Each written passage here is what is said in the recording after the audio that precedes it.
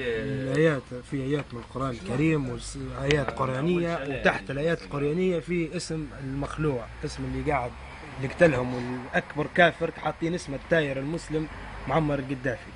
عشان كم هذه في سفارة أوكرانيا، حاطين له يمجدوا فيه في سفارة أوكرانيا. هي طبعا خاطر الآيات القرآنية بنحرقوها، كنا نلقوا الاسم هذاك يتشنتلوا دم الشهداء.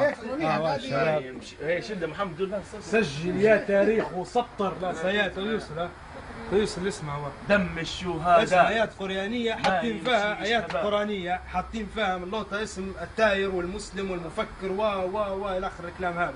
هو لا علاقة أصلا، هو بحد ذاته اسمه هنا ينزل نجاسة بالنسبة للقرآن الكريم. لأنه في مزبلة التاريخ. مزبلة التاريخ والله، زي الورقة اللي قاعدة تنحرق، هو نحرق اوريدي ومشي ولو هو حتى. والله في مزبلة التاريخ. سجل يا تاريخ وسطر.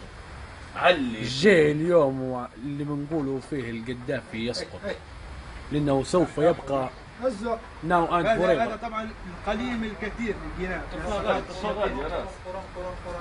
جماعة بتدير بين فوتنا.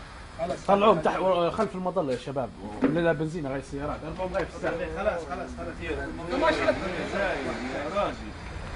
أنا اليوم خلوني نعبر نقول، ياسر من الظلم والطغيان.